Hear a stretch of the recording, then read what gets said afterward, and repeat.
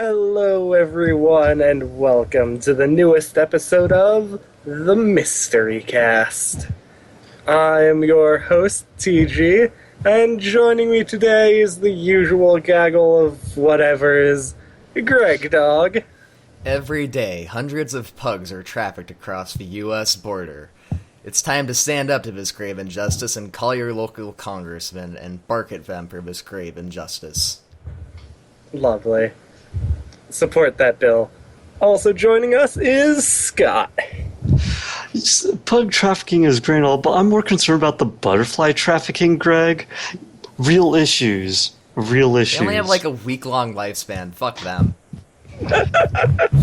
Jesus. Also joining us is Duster Dawnhorse. My neck tastes like ring pop smoothies, and I also like to do fairy dust cocaine.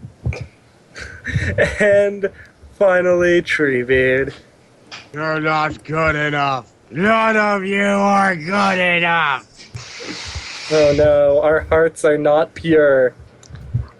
But anyways, this week we're here to talk about the most recent episode, Last Mabelcorn. Performed by America. America! Fuck yeah! Anyone who has seen The Last Unicorn will understand that joke, but continue. Yeah, it's a good movie, but let's get to our discussion. Yes. Greg Dog, tell us your thoughts. Bill, try the cipher guy. And he's back, and I'm so happy, and god damn it, it's another great episode where I have, like, literally nothing to complain about. Bill comes back almost immediately and gets you into it just so fast. It's off to a fast start.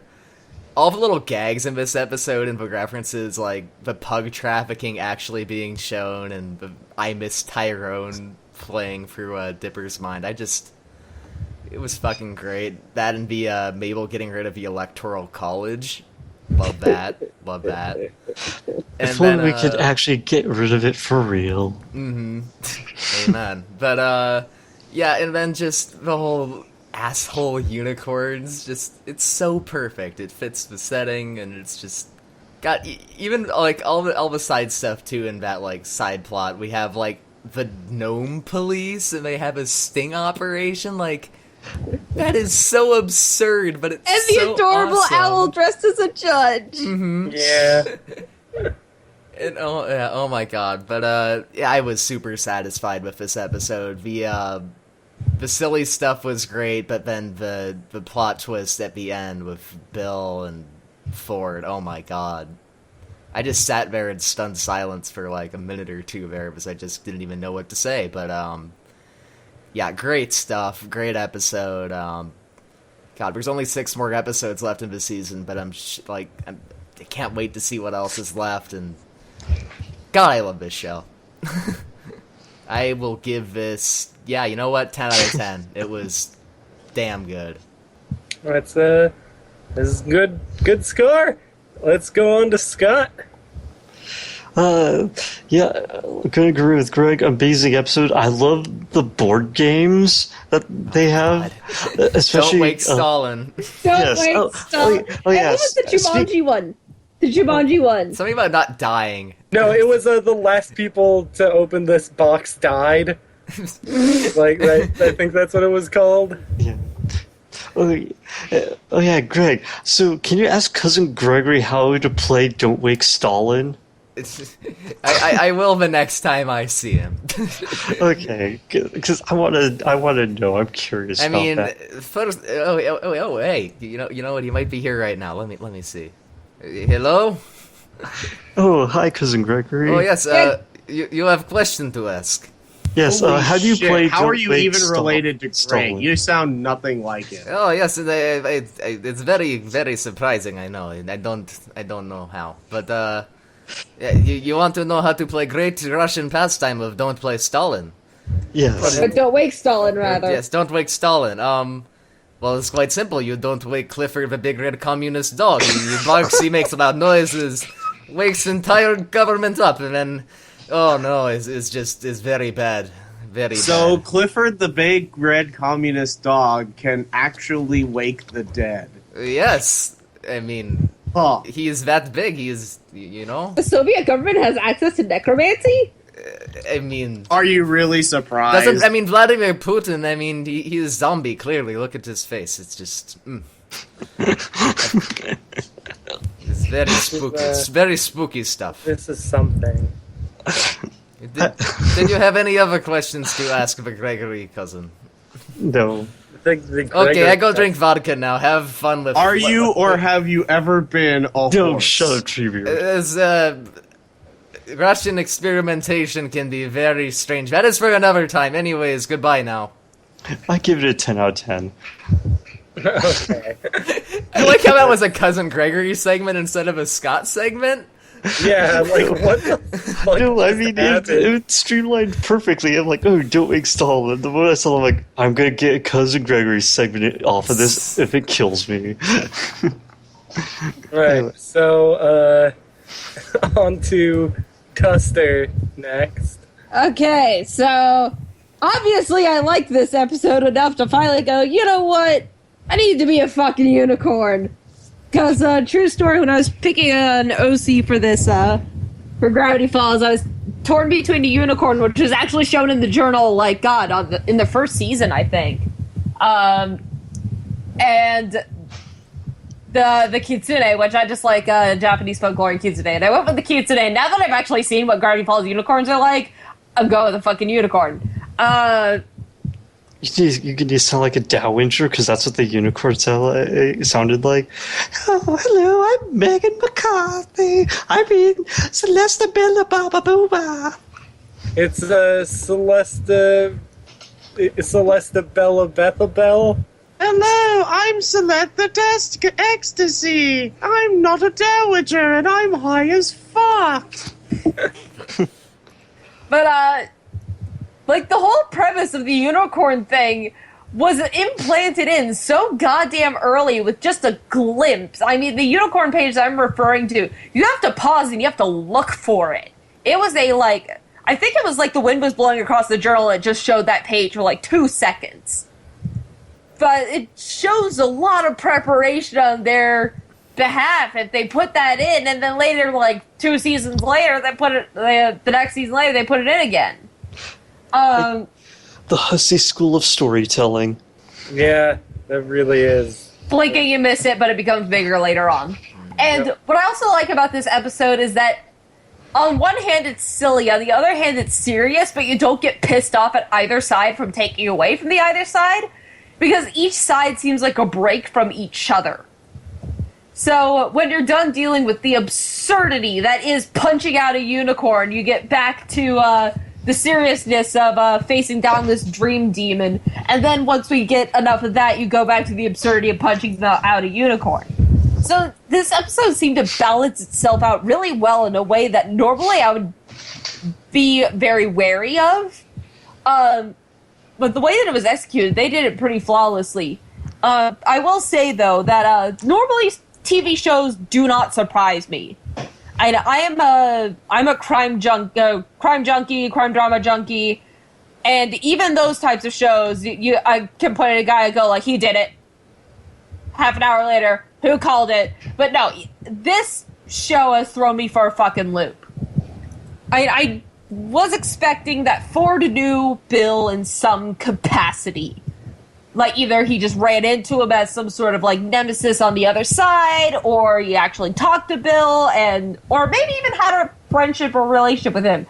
The extent of which that there was a relationship between him and Bill, that I did not expect. And I like it. I feel like this is going to be a point of contention later on. And I'm just going to throw out my prediction now. The Six Fingers thing is going to come in very handy later. And if anyone points out handy, then I'm going to say mean things about you. Handy is a pawn! Eat a dick. You deserve a high 6 for that joke. So actually, to prove I don't hate everything, this one gets a 10 out of 10 and literally no complaints. Yeah, I can't complain even. Not even I can find something to complain about, guys. Yeah. Well, they're still Treebeard. So yeah, Treebeard. He can find something to complain about that. I welcome him to it. Will you break the streak, or will you not? Let's find out. I mean, we went over the absurdity of the unicorns, and the extent of their powers is pretty redonk. Oh my god, I fucking love their powers. They play glow. music from their horns. That's their powers. And they glow. Yeah. The serious stuff is what I kind of fixated on. I did see the idea of Ford having made a deal with Bill coming because, like, he's kind of the old wizard archetype when it comes to different characters or knowledge seekers. So a creature like Bill would be too enticing to pass up. So, there's this big turning point where throughout the show there was this air of keeping secrets and keeping secrets and trusting nobody, and now that's starting to break apart here, or at least it seems like it's going to be breaking apart. What I'm waiting, and yeah, this is the second act of a maybe 3-act story. Season 3 has been confirmed, right? Yes. I believe so. Yes. Okay. Yeah, it seems like that. Yeah. Yeah, this is the second act, which means this is where all the really big changes happen and Shit hits the fan. where shit hits the fan. And given the cryptogram of the day, which we'll discuss, it's really going to hit the fan. I'm liking how this is becoming a turning point, and kind of wondering where it's going to go with it. I'm going to say 10 out of 10. I am harsh. I think. Another 10 out of 10. TG. God damn it, fucking Hirsch. Give me something to hate. You act like that's a bad thing, Treebeard. Yeah, but Yeah. I'm only really entertaining when I'm angry. Alex Hirsch, if you keep Treebeard not angry, you're doing something right. God, Yeah, only it's fucking good. boring.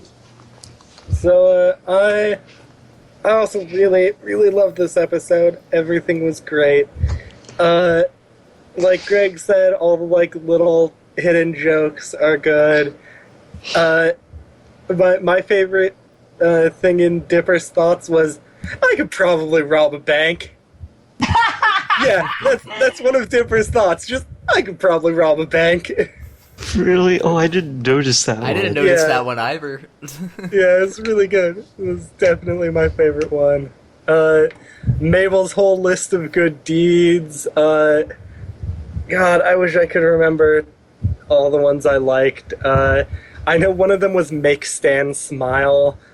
Tip Susan was another one of them. But she actually of did tip course, Susan. Yeah, of course, abolish the Electoral College was fucking great. Like, that is too good. But yeah, there were all these little things in the episode, and then there were all the big things in the episode, and it was all really, really, really good. And I'm also going to give it a 10 out of 10. Perfect score. Perfect scores. 10. Yeah. It's that good. Pew, pew, pew. And now, is everyone ready for Cryptogram Corner? I was just gonna Yeah, quickly dude, I'm say, ready this for Cryptogram. Cryptogram. I believe it's spelled with a K. Wait, okay. but no one mentioned how fucking great Wendy was this episode. Her bluntness. Oh yeah, no, Oh Wendy my was God. fucking amazing. Really underrated. I Yeah, loved Wendy- it. The whole we are women. The joke. And also Yeah. the what I'm assuming is a Game of Thrones reference with her tank top, but Oh yeah, it does look It did like look the like it. House Stark thing. Is good. Wendy's rad as fuck. Wendy is rad as fuck. She's vastly underrated. Well, I mean, beyond the first season, we haven't seen a whole ton of her. No, you know what sold me on her? Flannel. Flannel. So Jeez, there are actually Jesus. moving on to Cryptogram Corner, there are actually a couple extra cryptograms in this episode, which usually happens when Bill's involved. So I'll start with one during the episode, then the final two, and then another one from in the episode, which is kind of horrifying. So, when Ford is showing Dipper the, like, drawing of the normal world and the nightmare realm or whatever, there's just a little bit of author cipher that just says black and white, which is whatever. Then, the one during the stinger is a simple man with eager ears may trust the whispers that he hears, which is a little bit foreboding. That's the big one, yeah. No, that's not even the big one. The big one, after the credits, is, in Cypher's game, he needs a pawn. Be sure to know which side you're on. That's fucking horrifying. And then, apparently more of this has been translated since the other day when I first checked it, but when we're getting the flashback of Ford, and he's talking about, like, finding the ritual written on the wall and stuff. All of that is written in the author's cipher, and what has been translated reads, "It started with bad dreams, which became nightmares. I was foolish. I answered. I painted the symbols, words. When gravity falls and the earth becomes sky, fear the beast with just one eye." Which is part of one. what... Mm-hmm. Yeah, that's part of what McGucket says when he gets a glimpse of... Yeah. Yeah, it is. So, there's bad shit happening. Yes. My bet is Gideon's is going to be Cypher's pawn. Gideon will be Cypher's pawn for now, possibly, but... Yeah. I think Grunkle Stan's days are numbered. Mm-hmm. No, the other option is Wendy, because she doesn't hang out in the Mystery Shack as often as everyone else. That's the great thing about that hint. It's so vague, and everyone's gonna go crazy trying to figure it out. And when it happens, everyone's gonna go, duh. Duh. It's, Something else that's worth pointing out. In Cypher's game, he needs a pawn. Better know which side you're on. It kind of comes with this implication that you might not even know you are furthering his designs. yeah, it's... Well, yeah, isn't the whole foundation Ford screaming, "You tricked me"? Yeah, it's fucking great. I love Bell Cypher. My god, it is one of my World of Darkness games. Does anyone have any final thoughts on the episode, or shall we just wrap up? I guess the only thing I have to say is from here, I know we gave it a perfect score, but honestly, there's no place to go but up for the rest of the series.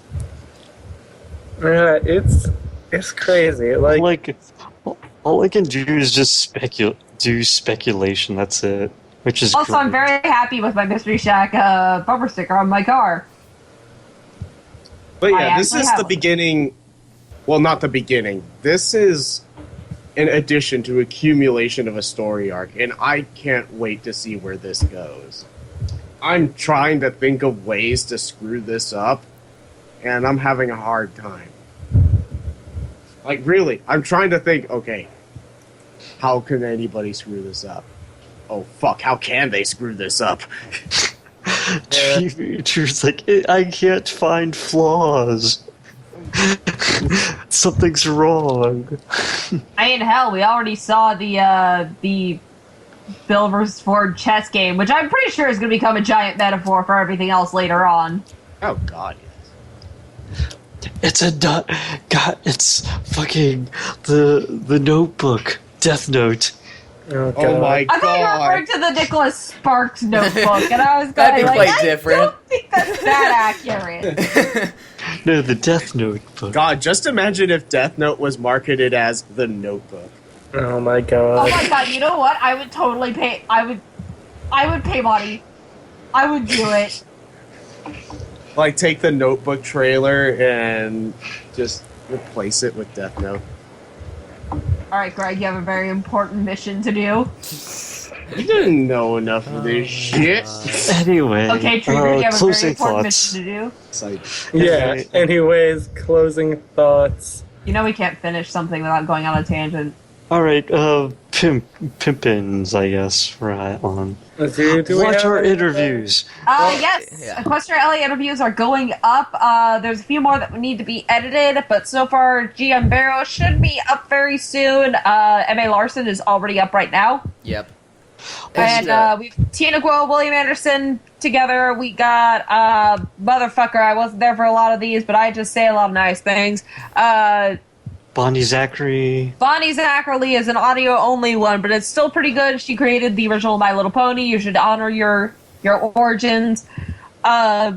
We do not have a recording of Read and Weep at EQLA because of various reasons that will probably We come will out of- we will talk about the But- EQLA. but- That is a whole separate thing. Thanks to those various reasons, we are now a partner of Ponyville Live. So Yes! that is awesome news, and you can now catch all of our MLP content on that website. It's great, and Got an RSS feed. mm-hmm.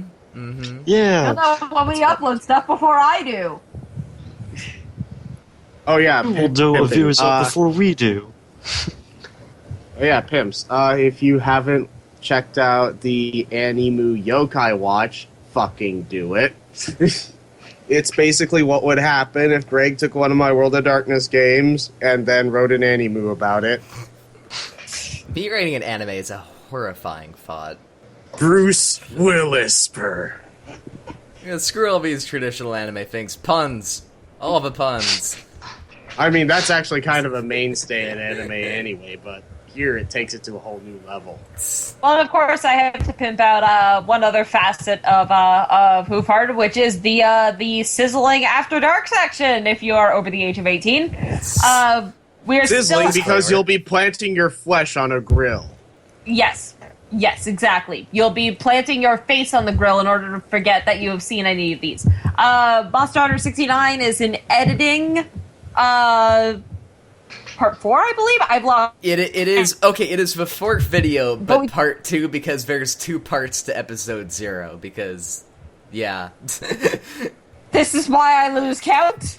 But yeah, that will. I need to work on that. Hopefully, I'll get some time this weekend, and next week Also, it'll be out. There is no pressure, but sooner or later there will be a review of Honey Papa, aka Porn Bejeweled. Spoiler alert! I actually don't totally hate it. Actually, you know what? We should have like a Honey Pop playoffs. Anyway. Oh man, VNTG, you're on. I legitimately I mean, we erased all it from have- my computer today. We all have the fucking file. We could do it. Anyway. I challenge TG. Okay, so what else? Oh, I am actually doing another cast with the Heresy Brothers on this Friday, actually. Oh, it's Gonna this be- Friday. Okay. We're going to be talking about that one pony episode we missed this season. The one that was super duper good. Yeah, the one we don't hate. Well, the one I don't hate, but I get this impression they have a different opinion. But Which we'll one find was out. I Yeah, forgot? which one is this? The premiere of season 5. Oh, you mean the one I like and think was the Oh. best out of this season? Yeah, that one. Yep. Oh, Karl Marx poem. Oh, the Karl Marx town got it. No. It's Social Justice Warrior Town. Oh, equality for all. Right. Yeah, that one. I still Fuck prefer Fuck your feelings. Equality. Stalliongrad. Yeah, I prefer that too. Pretty Awful. good. Shut up. I hate you. It's Hey, Marx. Horse it's, News voted for it. I have them backing me. Not sure it's- if that's a good thing it's at my- all. It's My Little Horse. Marxism is great. Also, what's the name of that girl that we got that we're getting our custom badges from? We should probably pimp her. Oh, Ononoko. Ononoko. Yeah, Ononoko. Ononoko's great. Everyone should check out her art and buy stuff. And from her. I think almost every single one of us has a badge. If you've seen me Yep. at conventions, you'll have seen Duster as in a Team Rocket uniform. That is her work. Yep. And She is amazing. I actually went and put out the biggest bucks for the for my badge, and I actually had to pay extra because the character I'm having her draw is terrifying and absurd. I guess right. another thing to pimp out, MLP is finally coming back this weekend. So Sweet fucking Jesus! yeah, Do so we even have episode synopsises at this point? No, Uh, we've been doing the retrospectives. But do we have a synopsis of this episode? Is what she's asking. That's what I'm looking up right now. Keep talking. But yes, we do have one. Okay. What is it? Okay. The summary from let's use Discovery Family. Rarity's dream of owning a boutique in Canterlot has finally come true. Her new shop is an instant success, but comes at a price Rarity isn't sure she's willing to pay. That actually sounds really Her interesting. soul. It's called Canterlot Boutique, and it is written by Amy Keating Rogers. Oh. She's We a nice interviewed. Odd lady. we talked to her. Yeah. But Oh yeah, I also forgot to just realize our non-Pony stuff isn't going to be on Ponyville Live. Just so this isn't going to be on Ponyville if Live. it wasn't 'cause Stop obvious, but yeah. Yeah. But And I have to note that after Canterlot Boutique is Turnabout Storm, the episode. Wait, what? what's going on? That sounds really awful. Okay, let me just recap the episodes that are coming up that we know of. Which, by the way, I think all 3 of them are Rarity episodes. I'm not entirely sure, but yeah, Canterlot Boutique. Immediately after that is Rarity Investigates, which is Rarity must prove that her friend is innocent when Rainbow Dash is accused of a crime that she did not commit. Oh my god. And then the last after one's the that season is, finale, but we have a crap No, it's of not the episodes between finale. them. It's not the finale, but it's called Made in Manhattan. Applejack and Rarity are called to Manhattan to solve a friendship problem. They find themselves helping Coco Pamel with a neighbor project in their neighborhood. But the three soon discover they bit off more than they can chew. Man, they're Anyway. being really generous with these Rarity episodes. Anyway, let's Yes, end the 3 episode. Rarity episodes in a row. Yeah. Anyways, enough of talking about Pony on this Gravity Falls podcast. Do we have anything else to add? Oh, hey, I just looked it up. Star Wars Rebels is coming back on October 14th. Oh, About sweet time. Jesus. Fucking finally. That's really Maybe good. I'll We'll be catch up covering before that it too. starts. Jesus, we're gonna have They so are. much You can't shit. talk me into that one. Anyway. We're geeky space nerds. Huzzah. Oh yeah, Cave Story Plus Episode 2 race, Almost whatever. done being edited. Diablo 3, now with skeletons. Oh yeah, TG and Treeberry playing Diablo 3 as well. That's everything off the top of our heads. I Let's think just that's end enough this. pimping. We should wrap this up. Yes. Go TG? the fuck to sleep. Okay, yeah, do that. Go the fuck to sleep. And also tune in 2 weeks for more Mystery Cast. Or this week. Stay mysterious. Yay, bye.